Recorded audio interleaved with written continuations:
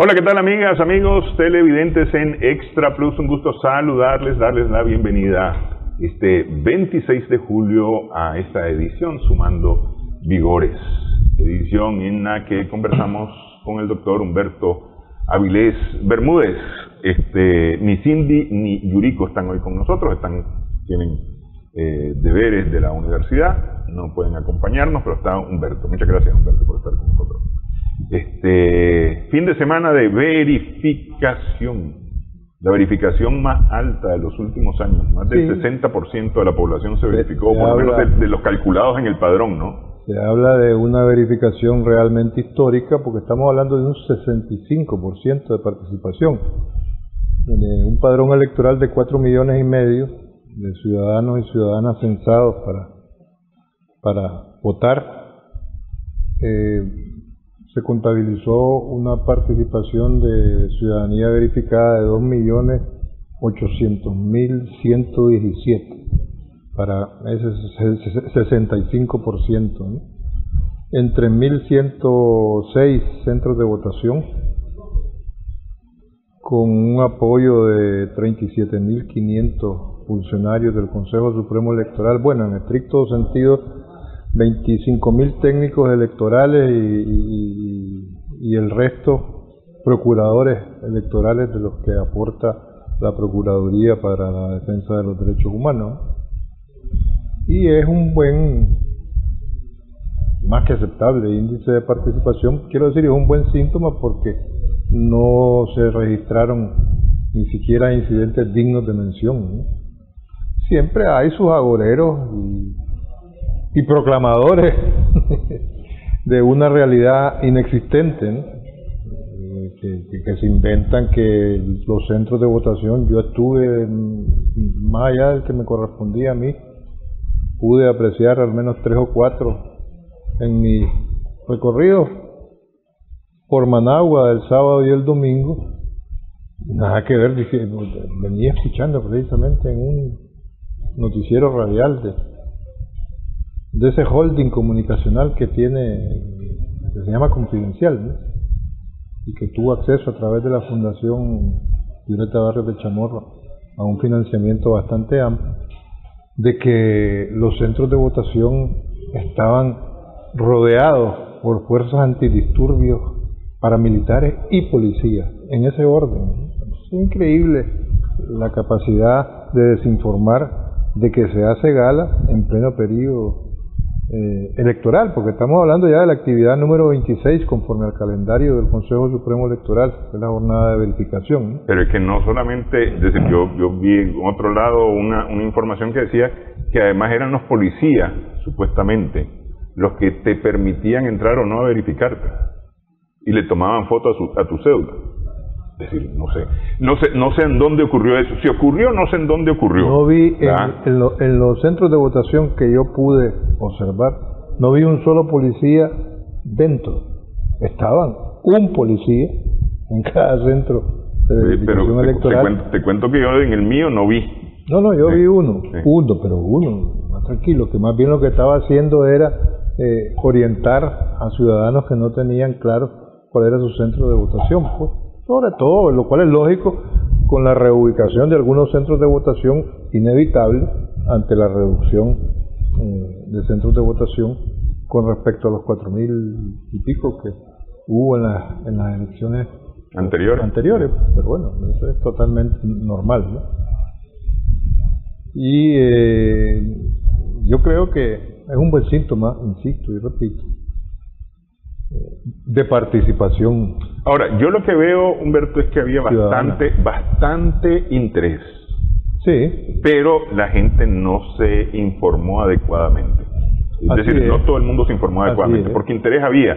Vi gente en las redes preguntando cuál es el link para verificarse. Es decir, el link que habilitó el Consejo Supremo Electoral era para encontrar en dónde te ibas a verificar. A dónde tenías que acudir para verificar. Pero no quedaron claros que la verificación era personal este fin de semana, porque la verificación continúa y va a continuar hasta los primeros días de septiembre. Hasta el 8 de septiembre, que es cuando se cierra el periodo hábil para verificarse y se promulga el padrón electoral definitivo, ¿no? Sí, que va a andar más o menos siempre alrededor de los 4.300.000 ciudadanos. Sí. Números más, números menos, todo dependerá de lo cual tampoco inhabilita la votación, porque podrías no haberte verificado, podrías estar inactivo en el padrón. Pero, por ejemplo, a propósito del objetivo, uno de los objetivos principales de la verificación, aparte de ir físicamente con tu cédula en mano a contrastar conforme el listado disponible en cada centro de votación que los datos que se tienen de tu persona están correctos. Ese es un primer aspecto. El otro es que si cambiaste de domicilio y tenés que reportarlo y querés que ese cambio de domicilio figure ya en tu cédula y en el nuevo padrón electoral, pues lo hagas en ese acto. De manera que en la jornada del pasado fin de semana se solicitaron cambio de domicilio 333.929 ciudadanos y ciudadanas, ¿no? Lo cual, fíjate que es un 10% más de la cantidad de ciudadanos verificados, de los 2.800.117 ciudadanos y ciudadanas que participaron verificándose, ¿no? Y cambiaron su domicilio. Es decir, cambiaron su domicilio para el lugar más cercano, para tener el centro de votación lo más cerca posible de su domicilio. Así es, ¿no? Y para que, fruto de esa verificación, los datos que no estaban actualizados, pues estén debidamente incorporados en el registro o padrón electoral y en la misma cédula de identificación. Miraba una noticia en un medio internacional en donde hablaban acerca del proceso de verificación. Me sorprendió mucho voy a decir ilógica para no decir la estupidez, la ilógica del periodista que decía que había habido la verificación, que no había mayores denuncias, que habían algunas irregularidades, pero nada así considerable, pero que con las leyes, y mencionaba, las leyes electorales en Nicaragua, recién aprobadas, se eliminó el padrón electoral. Dije, pero es que este man no sé, es decir, es que para empezar, ¿para qué entonces verificación si no hay padrón electoral? De entrada, pero bueno, así pasaron la noticia en medio internacional. No, pues pasan cualquier barbaridad, pues, a estas alturas. Dan a entender lo que no ha sido nunca, ya ni siquiera una falsedad, sino un absoluto delirio desinformativo, diría yo, ¿no? Pero bueno, yo creo que es satisfactoria la jornada verificadora a nivel electoral. Es un buen ejercicio para la actualización de la información ciudadana que nutre al padrón electoral. Va a permitir que para el 8 de septiembre, que se cierre el periodo de verificación ciudadana, el nuevo padrón electoral activo esté lo más apto posible. Activo y actualizado. Sí, de cara a la contienda electoral del 7 de noviembre, ¿no?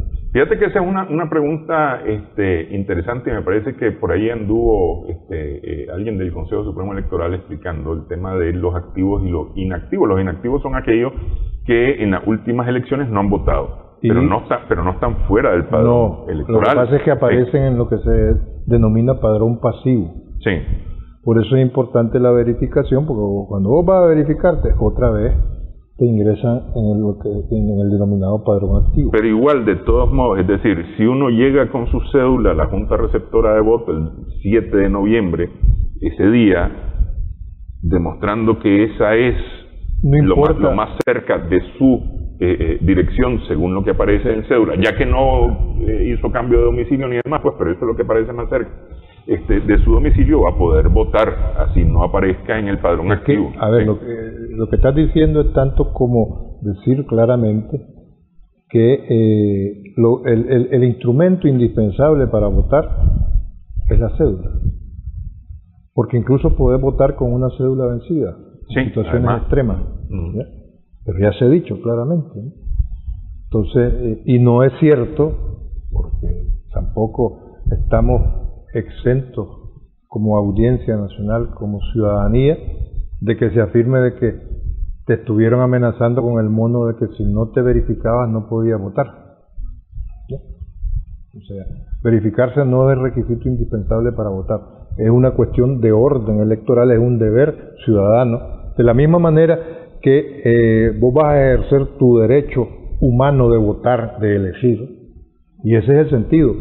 ¿Por qué hablamos de 4.500 procuradores electorales que son aportados por la Procuraduría para la Defensa de los Derechos Humanos? Precisamente porque se está hablando del ejercicio de un derecho humano, el derecho humano de votar, de elegir, que es la manera básica, si se me permite la expresión, de ejercer la soberanía popular. ¿Qué cosa es la soberanía popular? La máxima manifestación de la voluntad popular posible. ¿Cómo se manifiesta? ¿Cómo se ejerce? El régimen es democrático, y más en un régimen democrático que enfatiza en lo participativo, como el nicaragüense, votando electoralmente. ¿Cuál es la antesala de ese ejercicio de manifestación de la voluntad soberana? Verificarse. La ciudadanía que se verificó este sábado y domingo pasado, ¿qué es lo que hizo? Manifestar su voluntad de participar en las elecciones, ejerciendo su derecho al voto. Eso te iba a decir, es decir, esto es más o menos por la víspera se saque el día, es decir, podríamos esperar una buena participación en las elecciones del 7 de noviembre. No, pues si estás hablando de una verificación con una participación del 65%, ya estás, en el peor de los casos, suponete que votaran el 5% menos, que no lo creo, del 65% que se verificó, estás con un porcentaje de participación más que aceptable. Sin ir más lejos, el paradigma que fue o que quiso ser, yo creo que nunca lo logró, democrático disque occidental, el norteamericano, con menos del 40% resultó electo Joe Biden, ya no digamos Donald Trump, pero bueno. Pero aquí nomás los vecinos en Costa Rica. O en Costa Rica, que están por debajo del 40%. Sí, por debajo del 40% eligieron presidente. Sí. Así es. Bueno, así las cosas, verificación continúa, la verificación ahora se puede hacer efectivamente en línea hasta el 8 de septiembre. Hacemos pausa en esta edición, sumando vigor, y regresamos en breve.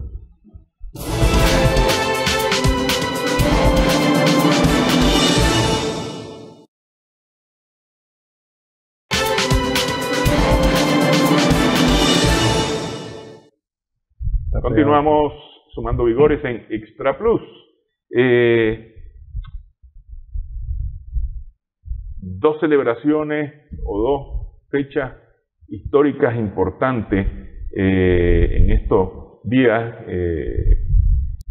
Simón Bolívar.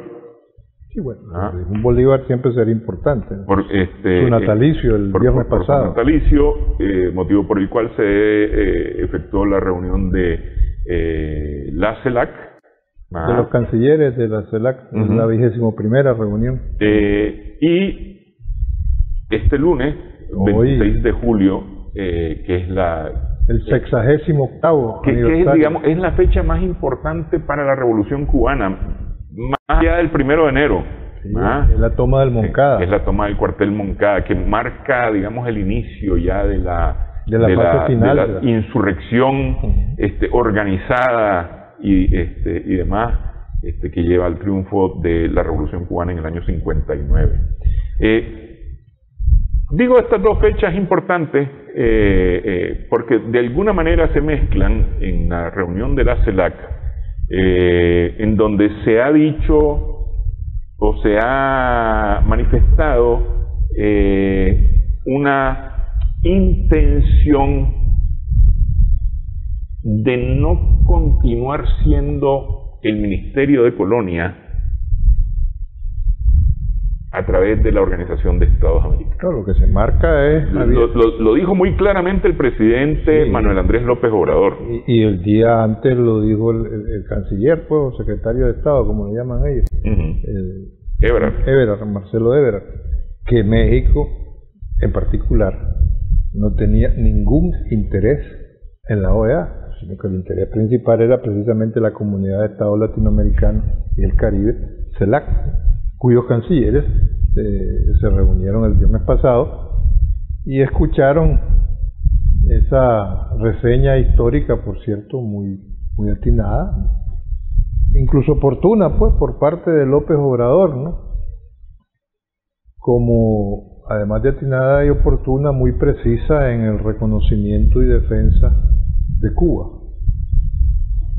En la propuesta de que la CELAC sea la alternativa integracionista a la Organización de Estados Americanos, con una serie de matices muy López Obradorescos, si se me permite la expresión, coherentes con ese lenguaje. Yo le llamo telegrafiado, ¿no? Nunca lee ni pronuncia más de 3 palabras sin hacer pausa. Será una técnica para no cansarse antes de tiempo. Pero a lo que me refiero voy al fondo, y no a la forma del lenguaje que subyacía en el discurso presidencial de López Obrador, ¿no? En ese contexto, una muy detallada reseña histórica que lo que hace es denunciar el intervencionismo, que eso no es más así.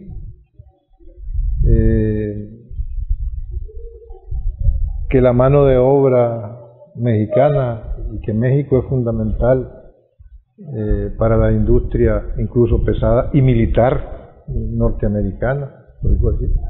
Y le proponía a Joe Biden, en tanto que presidente norteamericano, que miren las relaciones con México en particular y con Latinoamérica de otra forma,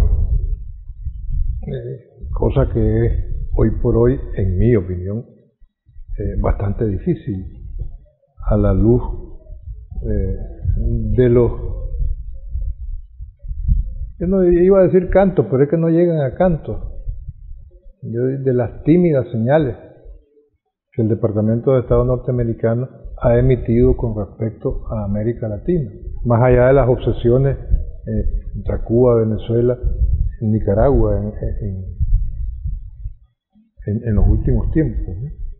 Como para no dejar dudas de que la propuesta de López Obrador en su discurso está bastante lejana hoy por hoy, ¿no? Pero es un lenguaje sumamente cuidadoso, como quien dice, sin llegarlo a hacer abiertamente, quiero nadar, estoy nadando, pero al mismo tiempo estoy guardando la ropa. Pero es que, a ver, a vos podría parecerte muy cuidadoso, muy escogido, muy delicado incluso el lenguaje, porque a lo mejor vos quisieras que López Obrador fuera más claro y más directo en sus asuntos, pero a otros les puede parecer muy ofensivo, entre comillas, que le haya dicho a Estados Unidos que la América Latina y el Caribe lo que quieren es una relación de respeto. No, es ofensivísimo para y ese planteamiento es correcto, pero a lo que vos te referías anteriormente, sin ir más lejos, el tristemente, para mí a estas alturas, tristemente célebre país de España, cuya edición latinoamericana se hace en México, dijo: López Obrador ataca, se distancia claramente de la OEA en plena tensión con Almagro. Y no solamente con Almagro, sino de México con Biden. Lo llegó a decir en esos términos, ¿no? Y yo estaba diciendo todo esto porque no hay que perder de vista que, a pesar de lo correcto y atinado del discurso del viernes pasado por parte de López Obrador, y en ese escenario y con motivo del natalicio de Simón Bolívar, reivindicando el supremo sueño de Bolívar, ¿ya? Y lo que significó desde la Constitución de la Gran Colombia y todo eso, ¿ya? La Carta de Jamaica, en fin, lo que Simón Bolívar representa en materia de ser el gran precursor y creador de las condiciones básicas para la independencia, realmente el artífice de la primera independencia latinoamericana, ¿no? Si está pendiente o no la segunda independencia, ahí ya cae el bicentenario de la independencia centroamericana, que es lo mismo, pero hay que marcar los matices históricos suficientes y precisos para no confundirnos. Porque todo el mundo piensa que la independencia de Centroamérica fue el 15 de septiembre y oficialmente se sigue celebrando esa proclamación del Acta de la Independencia del 15 de septiembre de 1821, que no es más que un intento, opinión personal, desde el punto de vista histórico, pequeño burgués encabezado por Gavino Gainza y compañía, que es el capitán general de Guatemala, para evitar un estallido violento a nivel popular. Para evitar un Bolívar aquí en esta región. Pero la independencia efectiva, porque ¿para qué sirvió lo del 15 de septiembre de 1821? Para que al cabo de un año o menos anexaran a Centroamérica a México, al imperio de Iturbide. De Agustín Iturbide. Y hasta que cayó y Agustín Iturbide fue fusilado, hasta que cayó ese imperio, se proclamó el 1 de julio de 1823 la independencia absoluta, en esos términos, ¿ya?, de España y de cualquier otra potencia extranjera, y se proclamó ahí sí, con todas sus letras y dicho alto y claro, que quien atentase contra la soberanía de los pueblos centroamericanos que proclamaban su independencia absoluta sería traidor, declarado traidor de la patria. Desde entonces. Pero mira una cosa, volviendo a la reunión de la CELAC. La CELAC se reúne a propósito de la celebración del natalicio de Simón Bolívar. Y a propósito de que la presidencia pro tempore de la CELAC la tiene México. A propósito. La OEA, yo no he escuchado a la OEA nunca hablar de Simón Bolívar y los sueños integracionistas de Simón Bolívar. Nunca. Ni de la patria grande. Menos. Del patio trasero tal vez. Sí, continuamente. Sí. Pero no, nunca, la verdad. Es decir, a propósito de todo lo que se mencionó en la CELAC sobre la OEA, no hay ninguna alusión a los sueños libertarios, independentistas, soberanos del continente americano. Porque que no se puede dudar, además, a propósito de la CELAC, que su núcleo fundacional, su filosofía prioritaria, es el ALBA. Sí. Viene desde la iniciativa de Fidel, Chávez, de Daniel en el caso de Nicaragua, de algunos dirigentes, de Evo mismo, de Rafael Correa, de algunos dirigentes del Caribe,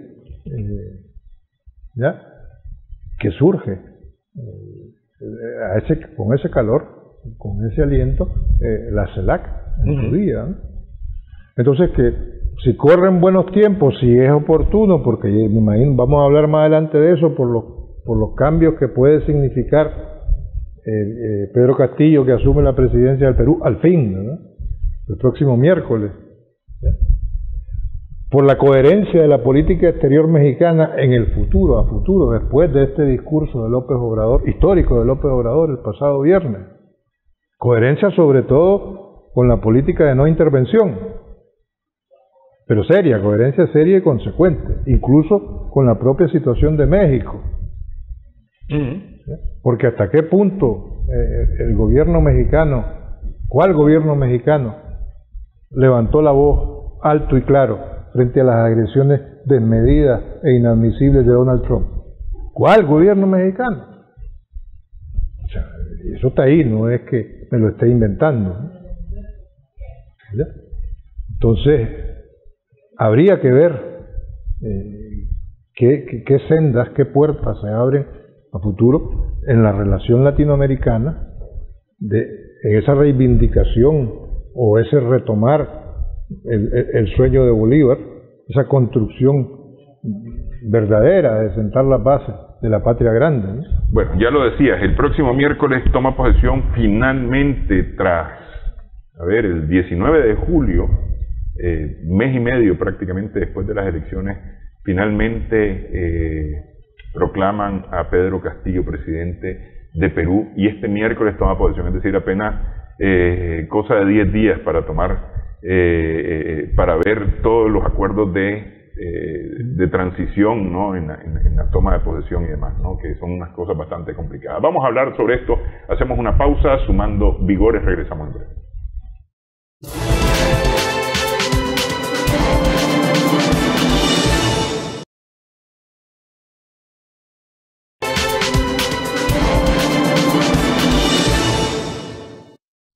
Continuamos sumando vigores en Extra Plus. Estamos conversando con el doctor Humberto Avilés Bermúdez. Decíamos, a propósito de bicentenarios, decía el presidente electo Pedro Castillo en Perú, que su gobierno va a ser el gobierno del bicentenario en Perú. Habrá que ver, sin embargo, cuánto gobierno va a poder tener, porque así como muchos nubarrones aparecen en el horizonte a partir de este miércoles. Gana las elecciones definitivamente gana la primera vuelta con una enorme diferencia con Keiko Fujimori, que era su más cercana contrincante, cerca de 8 puntos me parece que era la diferencia, y gana la segunda vuelta en unas muy reñidas elecciones con poco más de 40.000 votos. Uno necesitaba, y tiene más de 40.000 votos, y gana las elecciones en segunda vuelta. Pero en este proceso de mes y medio prácticamente de indecisión, de incertidumbre sobre los resultados de la segunda vuelta el 6 de junio, se desató una polarización enorme en Perú. Y yo ahí quiero ser tal vez bien claro. Las elecciones evidentemente despiertan las diferencias de opinión de las personas, ¿no? Es decir, a mí me gusta más este candidato que aquel otro candidato, ¿no? Y especialmente cuando se trata de dos candidatos, evidentemente que te vas a dividir por uno o por otro, porque son dos opciones las que hay. Es decir, que eso de polarización, más que polarización por dos opciones, se desató una polarización especialmente por las quejas repetidas del fujimorismo acerca del proceso electoral, ¿no?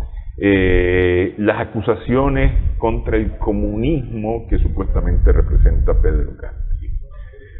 Pedro Castillo va a asumir, y todavía no se está muy claro de cómo va a ser este gobierno de Pedro Castillo, más que el hecho que quiere un Perú mejor, quiere un Perú que integre a las personas, que tome en cuenta a las personas, que permita una mejor distribución de la riqueza del país, que permita explotar los recursos del país para beneficio del Perú. Ideas muy comunistas para algunos, pero con eso, seriamente hablando, no puedes decir este man está para este o para aquel lado. Entra con varios problemas. Tiene problemas en economía, muy golpeada especialmente por la pandemia, un 11% de caída del Producto Interno Bruto en el 2020. El mayor índice de muertos por la pandemia del mundo a nivel mundial. El mayor índice porcentual de mortalidad tiene Perú en el mundo por el COVID, Esto le va a detener definitivamente sus aspiraciones, por lo menos en este primer año, de cambios significativos a partir de los recursos económicos. Sin embargo, anunció que lo primero que le va a pedir al Congreso es reducir los salarios de los legisladores y de los funcionarios, de los altos funcionarios públicos. Y también anunció su intención de convocar una constituyente para modificar la Constitución. Que eso lo quiero tocar un poquito más adelante porque en el tema de los problemas políticos a los que se va a enfrentar. Pero en los problemas económicos tiene entrada esto. Pues sí, aparte de los 11 puntos que decreció la economía, la pobreza al mismo tiempo se incrementó en un 10%, ¿no? Y el 30% de la población no tiene ninguna capacidad para cubrir las necesidades básicas. Y esos son problemas económicos sumamente agudos, ¿no? Si eso lo juntas con la pandemia, con los efectos económicos de la pandemia, el porcentaje de mortandad per cápita más alto del mundo que comentábamos antes, pues es un panorama muy difícil de manejar. Y si a lo económico y pandémico le añadimos la complejidad política a nivel solamente del Parlamento para poder gobernar con 37 escaños frente a 24 de la Fujimori, más lo que no sé cuánto haya obtenido este ultraderechista del Partido Renovación Popular, Rafael López Aliaga. Pero sin ir más lejos, a lo interno de esos 37 escaños que tiene, ¿cuánto controla o puede manejar? Vamos a utilizar la expresión controla Pedro Castillo. Cuando Pedro Castillo va en una casilla prestada, dicho claramente, de un partido que se llama Perú Libre, que lo maneja Vladimir Cerrón, que no está ideológica ni filosóficamente en sintonía con el profesor Castillo, porque es un hombre que fue gobernador, que aspiró a la presidencia de la República, y esas aspiraciones fueron cortadas de tajo por el sistema judicial peruano, que lo condenó por corrupción. Y además no terminó, justamente por esa razón no terminó su gobernatura. Por eso, fue destituido de la gobernatura por corrupción, y ahí murieron, por así decirlo, sus aspiraciones presidenciales. Pero este hombre no termina, aparte de esa estrategia que le salió bien para acceder al poder político parlamentario al menos, ¿ya? Estoy hablando obviamente de Vladimir Cerrón. Parece que él utiliza, sin ir más lejos, ese instrumento de internet que se llama Twitter para cuestionar muchos de los postulados electorales o de las propuestas electorales de Pedro Castillo. Entonces, ese es un elemento de complicación política, más allá de lo que decíamos, lo económico y lo pandémico. Además, ya están en el ambiente, sí, no se han disipado nunca, más que ya están esas intenciones de declarar la incapacidad moral permanente, que no se figura que utilizaron para destituir primero a Pedro Pablo Kuczynski y después al otro presidente el año pasado, a Martín Vizcarra, en el 2020.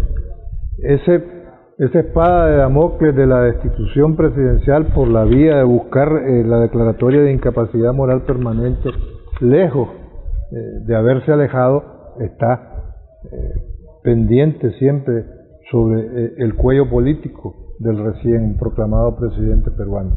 Y para dejarlo bien claro, a ver, Pedro Castillo podría no contar ni siquiera con los 37 votos del partido que lo lleva al poder, porque esos 37 votos en principio responden al partido y no responden al candidato. Y el partido responde a Cerrón.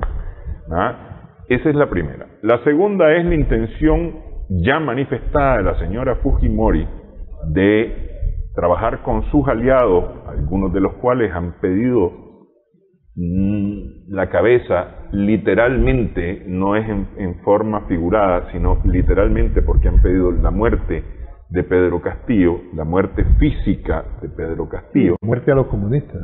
Con muerte a los comunistas, pero refiriéndose específicamente a él, para declararlo moralmente incapacitado de forma permanente, o incapacitado moral y permanentemente, ¿verdad? Una figura que ya decía vos, ya se ha ocupado 2 veces, pero aquí antes que ocurra nada, incluso antes de la toma de posesión, ya está la amenaza puesta en el legislativo. No, es que ya está esa amenaza, y no solamente esa, con respecto a la posible, nada más, iniciativa de reformar la Constitución por la vía de convocar una asamblea constituyente. Ya están los abogados de la Fujimori recogiendo firmas para oponerse. No, y crear una ley que no permita.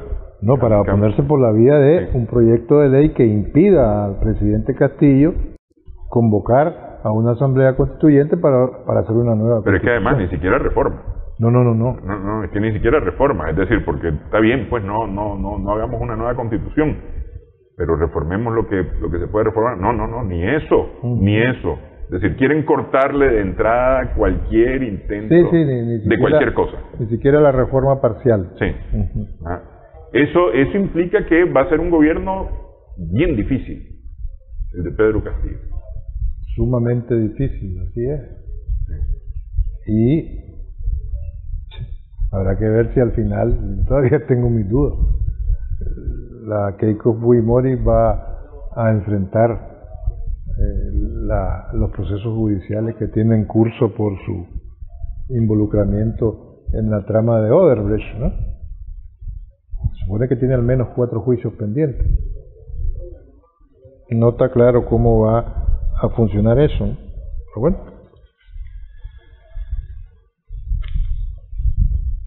Es difícil. ¿Cuán fino puede llegar a hilar Pedro Castillo una estrategia que hoy por hoy le permitan sobrevivir legislativamente hablando? O sea, es decir, que sus propuestas de ley para que camine su plan de gobierno puedan tener un mínimo éxito, ¿no? Y contrarrestar, conjurar la espada de Damocles tristemente célebre que comentábamos de la incapacidad moral permanente para gobernar.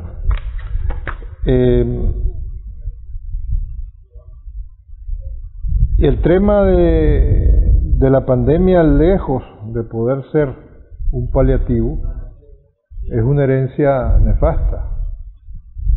Es tan nefasta que el actual presidente en funciones todavía, Sagasti, del Perú, le ha sugerido a Pedro Castillo que lo mejor que puede hacer en ese aspecto pandémico es al menos mantener el mismo equipo que ha estado administrando, ¿no? Y le dice que mantenga al ministro de Salud actual, un tal Óscar Ugarte, porque a estas alturas, en la lucha contra la pandemia, Dios no lo quiera, una tercera ola del virus sería arrasadora, ¿no? La vacunación frente al COVID apenas alcanza al 16% de la población objetiva hoy por hoy, con las 2 dosis, ¿no? Si vamos en Lima, si vamos a las regiones, al Perú profundo que aupó, que llevó a la presidencia a Pedro Castillo, solo se llega a un porcentaje menor, al 12%, con las 2 dosis, ¿no? Entonces, además de esos porcentajes nada satisfactorios, ni en Lima ni en las regiones, el Colegio Médico del Perú le está exigiendo al gobierno una tercera dosis, ¿ya? Y tercera dosis que tiene que ver con la crítica a la vacuna de Sinopharm, que entiendo que es la China, si no me equivoco, ¿no? Que es una de las 3 que el Estado peruano ha estado administrando, ¿no? Sí, entonces a esas dificultades objetivas vemos que la figura de Pedro Castillo en el ámbito internacional provoca bastantes dudas, ¿ya? Sobre todo porque no se sabe a ciencia cierta realmente qué es lo que tiene en mente, ¿no? Sí. Desde ese punto de vista es una especie de misterio. Y si le añadimos de que él ha estado muy callado en el último mes, pues entonces la expectativa, más que la expectativa, la expectación, el suspense, ¿ya? Aumentan, ¿no?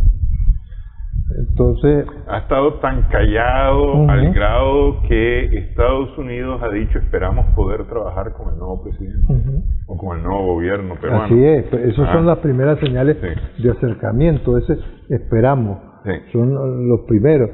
Pero por el otro lado, para nadie es un secreto las relaciones comerciales del Perú con China. ¿Cómo van a evolucionar a partir de ahora, ¿no? ¿Se van a ver incrementados o no? Políticamente ya se ha adelantado que el triunfo de Pedro Castillo, al menos por sus mensajes electorales y sobre todo por ir con la casilla de Perú Libre, que está asociada a ideologías de izquierda, ha provocado un efecto disque debilitador del otro tristemente célebre grupo conocido como el Grupo de Lima, que fue impulsado por los Estados Unidos.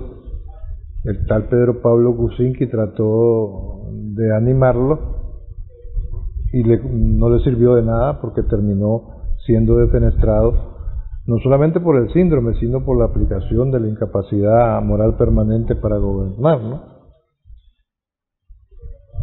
Entonces, en ese sentido, sobre todo, de por dónde pueda evolucionar Pedro Castillo, tiene mucho que ver el juego de equilibrio de poder que pueda estabilizarse o no, alcanzarse o no, entre Pedro Castillo como presidente de la República y Vladimir Cerrón, en tanto que prácticamente dueño del Partido Perú Libre, que llevó a Castillo a la presidencia de la República, ¿no?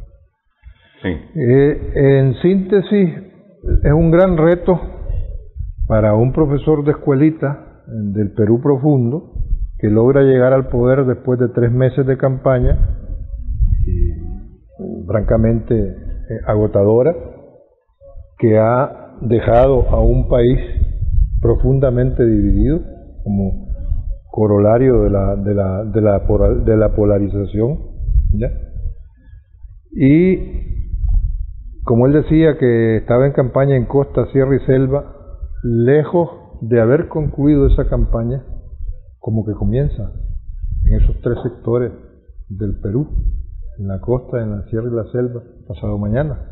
Le comienza una campaña bastante más intensa, en el mejor de los casos, que la electoral para el naciente gobierno de Pedro Castillo. Sí. Sí, bien complicado, una situación bien complicada. Llega un Perú que ha cambiado 5 presidentes en 2 años. Sí. 5 presidentes en 2 años.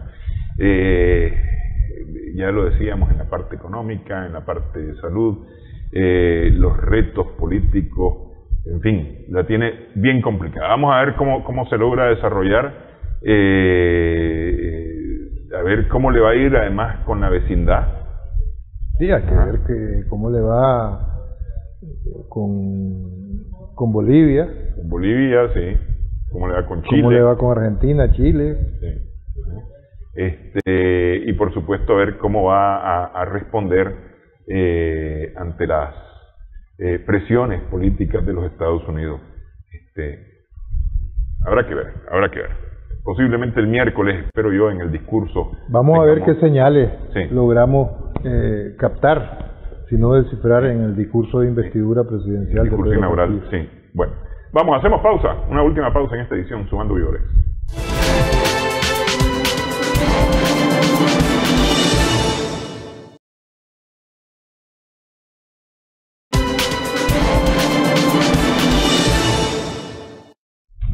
Continuamos sumando vigores en Extra Plus.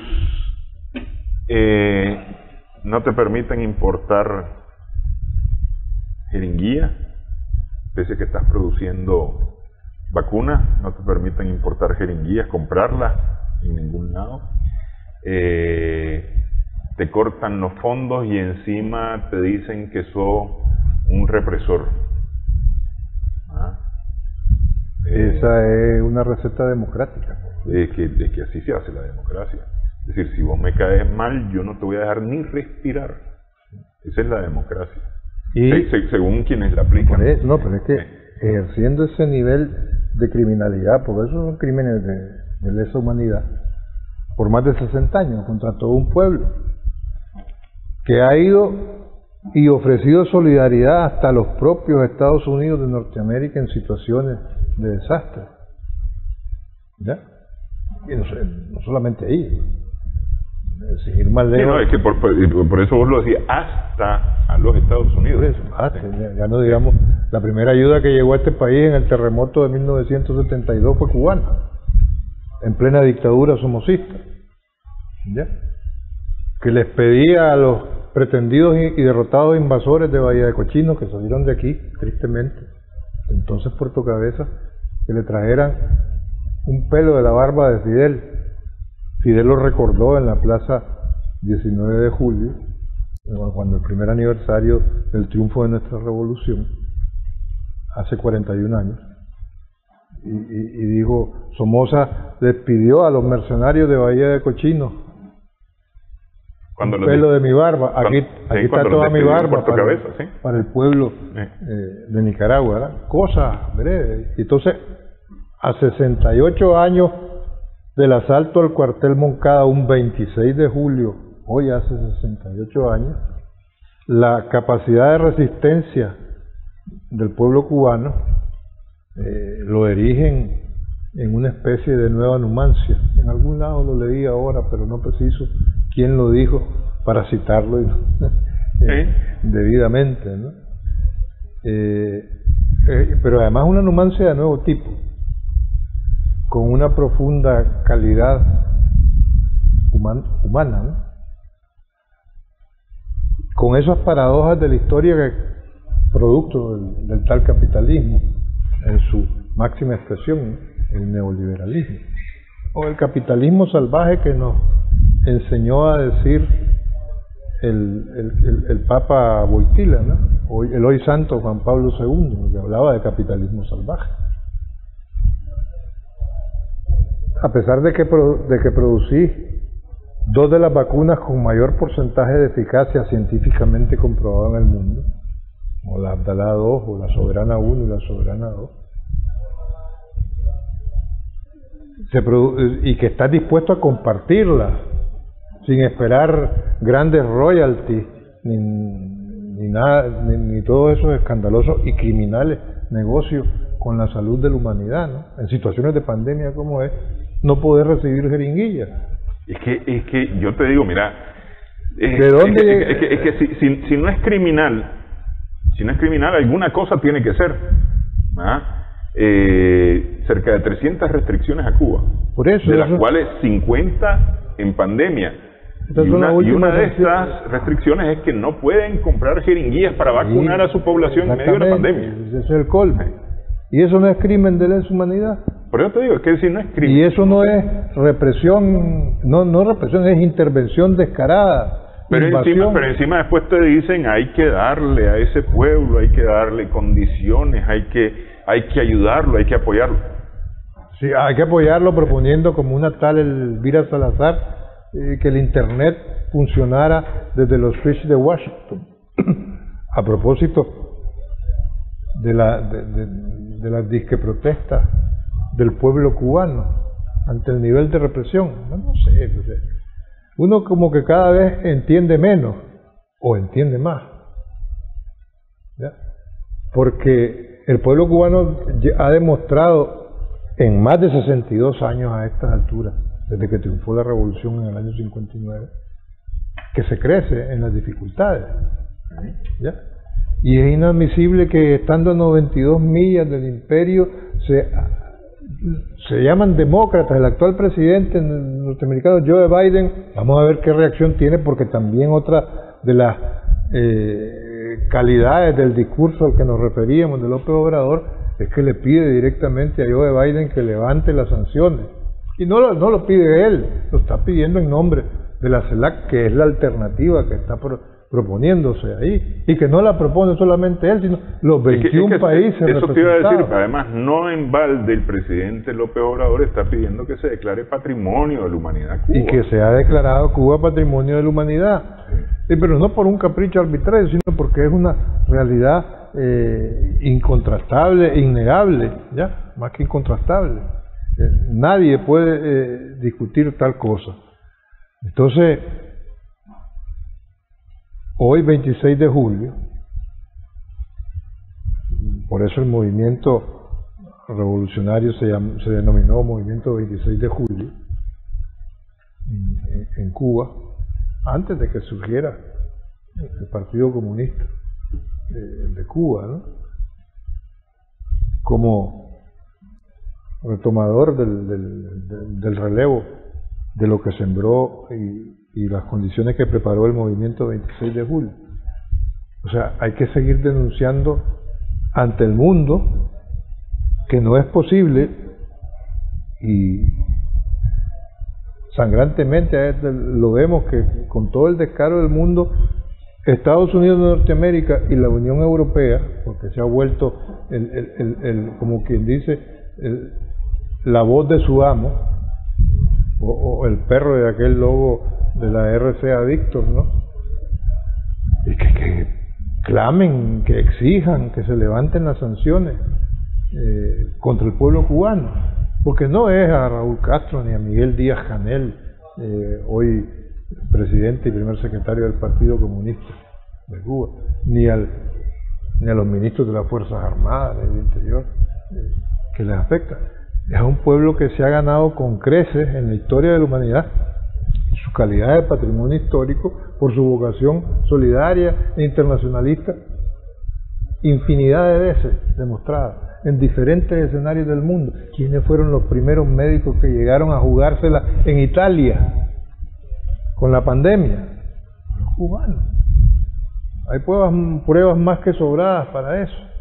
No hay un solo pueblo a nivel del planeta en el que habitamos que tenga el nivel de desarrollo cultural, científico y sanitario, con todas esas condiciones, con un bloqueo de impuestos por más de 62 años, al cual se oponen abiertamente la inmensa mayoría de los países representados en Naciones Unidas, con la excepción de ¿quién?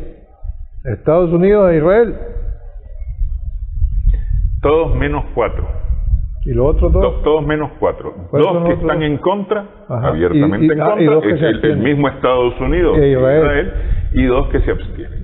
Dos que dicen, prefiero no opinar sobre esto para no meterme a pleitos con Estados Unidos. Colombia y Ucrania. ¿Colombia? Y Ucrania. Sí. No me quiero meter a pleito con Estados Unidos. Estoy de acuerdo con que se debe levantar el embargo, pero no me voy a meter a pleito con Estados Unidos. Entonces mejor no voto. Yo lo leería de esa manera. O podría leerlo al revés. Estoy de acuerdo con Estados Unidos, pero no me quiero pelear con Cuba. Me parece más difícil, pues, pero bueno. ¿Quién es Iván Duque, el presidente de Colombia, y Poroshenko, vicepresidente de Ucrania? Ahora están pegando el grito al cielo por el Nord Stream 2, porque al fin se desbloqueó, y Alemania y Estados Unidos, contra todo pronóstico, destrabaron esa situación por muy en alitas de cucaracha, que se suele decir popularmente, que pueda verse eso y tenga una serie de condicionalidades. Porque a propósito de la vieja Europa y de lo que estamos hablando, y de los tensionamientos y de guerras frías que sin ningún sentido cada vez más, Turquía y la Unión Europea van a renovar, con todo y lo que se ha dicho, y las acusaciones cruzadas entre Turquía y la Unión Europea, van a renovar el acuerdo, para que Turquía siga siendo el principal muro de contención de la inmigración desde África y el Extremo Oriente hacia el sueño europeo. Yo diría que es la pesadilla, pero bueno. Cuando, ya ven, otro de los aspectos principales del discurso de López Obrador es la propuesta de convertir a la CELAC en una especie de Unión Europea. Ojalá que no sea con el desgaje de Gran Bretaña. Pero es que en ese sentido fue muy claro, dijo con nuestra realidad. No, pues sí, de acuerdo a nuestra realidad, pero nuestra realidad es el TLC de México con Estados Unidos y Canadá, es el Mercosur.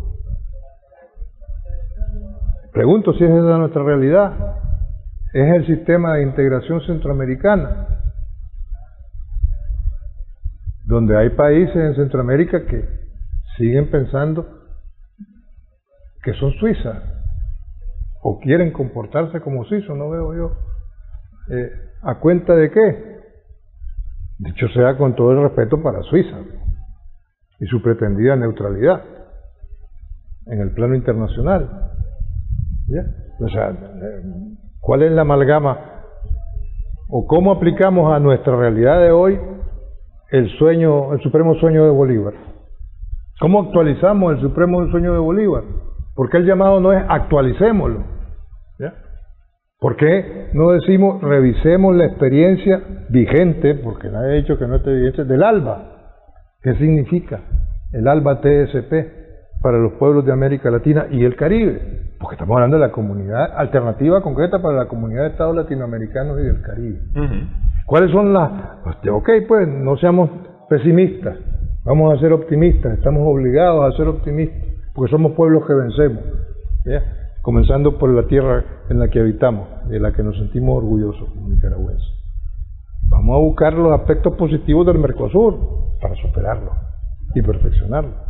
Vamos a buscar los aspectos positivos del mercado común centroamericano, cuando lo hubo, y del sistema de integración centroamericana. Vamos a superar impases, porque no responden a la propuesta coherente y totalmente legal dentro de los protocolos, los tratados de creación del sistema de integración centroamericana a la propuesta nicaragüense, para que haya continuidad en la Secretaría General del Sistema de Integración Centroamericana, que es silencio o obediencia ciega. Una vez más ya sabemos a quién. O sea, se trata de eso, esa es política exterior. Puede prosperar una propuesta auténticamente latinoamericana y del Caribe si tenemos cualquier cantidad de experiencias, y a nivel centroamericano en el año del bicentenario, ahí tenemos en bandeja de oro, no de plata.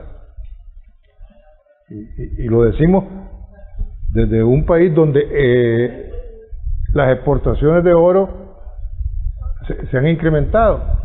Un paísito que alguna vez fue el 10º productor de oro del mundo. ¿Ya?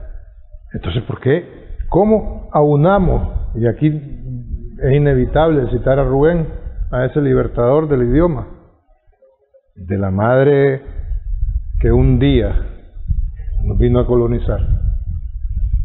Así las cosas, Humberto. Gracias por tu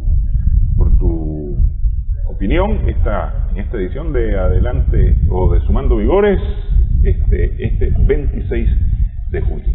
Gracias también a nuestras amigas, amigos televidentes por su sintonía. Esperamos que haya sido de provecho para ustedes. Seguimos sumando vigores.